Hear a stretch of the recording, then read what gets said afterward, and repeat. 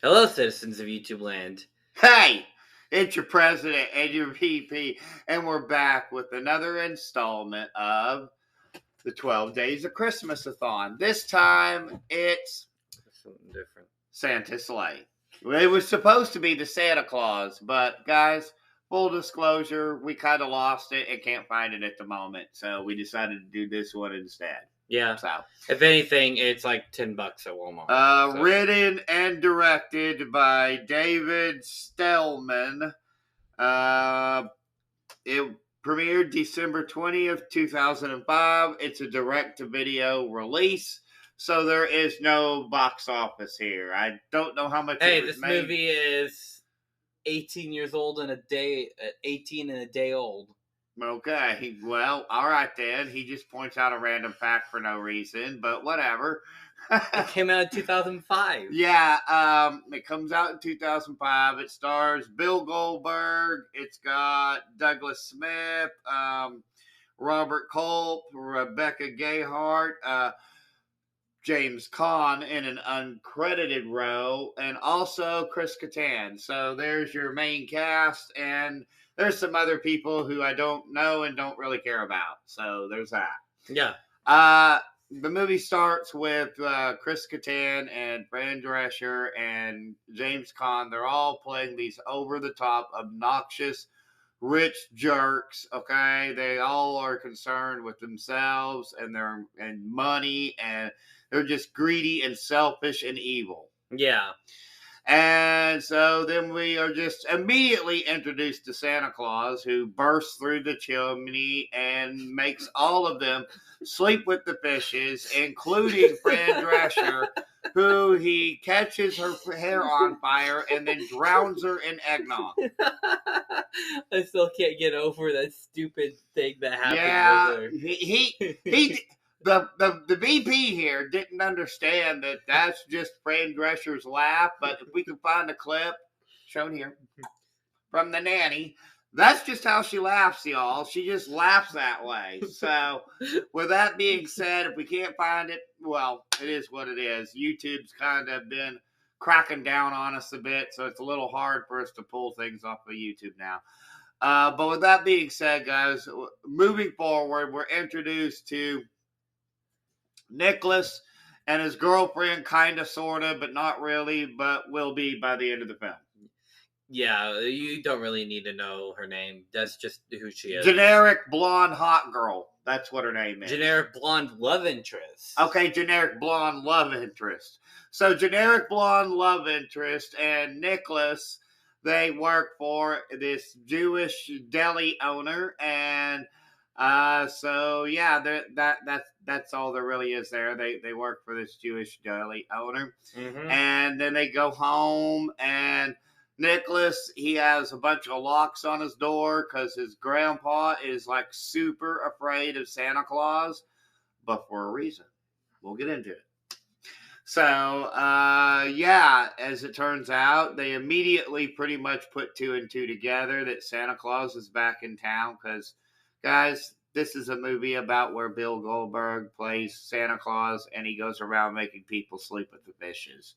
So, and awesome over-the-top ways that only a wrestler could do. Yeah, that's pretty much the plot, but we'll get into the gist of it. So, they eventually get together and they kind of explain that 1,000 years ago, Santa Claus lost a curling duel with an angel and was forced to give presents to children and spread joy.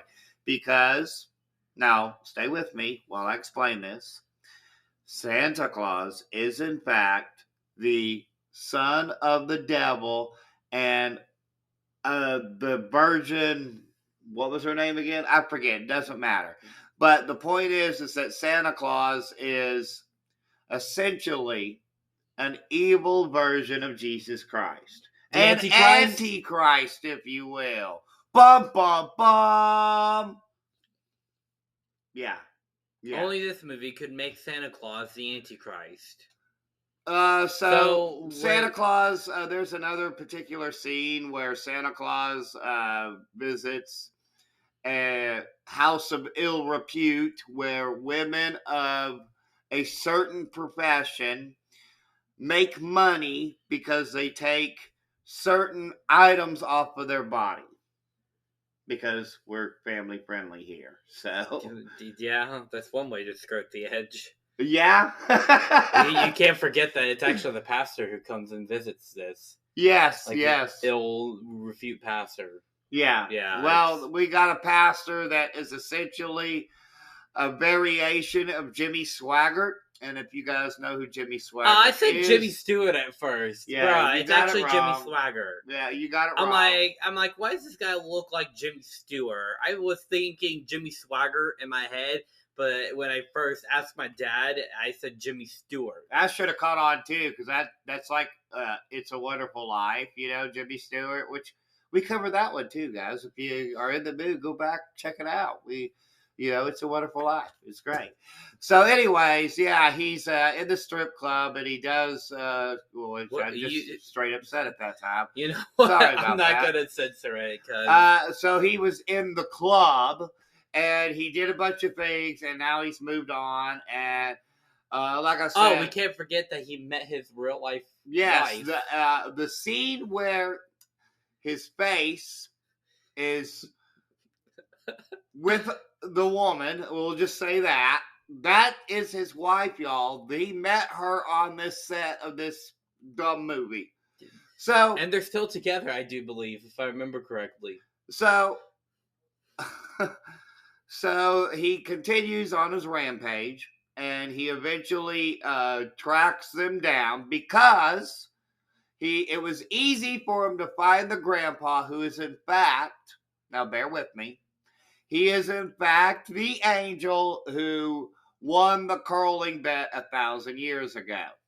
So he tracks him down, and it was easy because Nicholas sent him a letter asking him for presents because his grandpa did not want to take him to go see him at the mall. That's the reason. And so Santa Claus has this wildebeest that is attached to his sleigh, and he calls the sleigh because they are about to escape. And he calls the sleigh to him. The sleigh immediately runs over and makes the grandpa sleep with the fishes. Yeah, and I just skipped over a few plot beats because it doesn't really matter for this film. So they make it to an ice rink, right? Yeah, because we're going ahead. They make it to this ice rink, and the grandpa manifests in an angelic form and then reanimates into a human and then challenges Santa Claus one more time. He curls and gets it right up to the edge. And then Santa Claus, this is right at the end, by the way, because the rest of it doesn't really matter that much.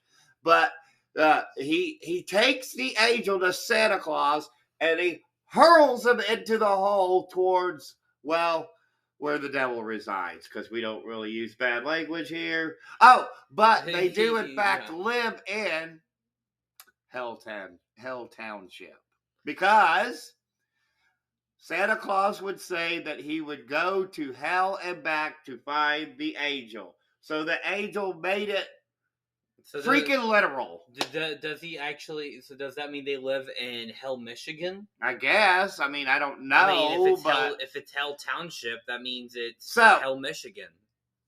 They rally the townspeople together, do blonde generic love interest, and Saint Nick. Oh, I just said it too. He's straight up supposed to be that. So yeah, he's supposed to be Saint Nicholas. They round up the townspeople together. They get a shotgun that could somehow act as a rocket launcher. It's actually a bazooka. Like, they just straight up call it a bazooka. Okay, so we'll go with that. And they shoot down the wildebeest.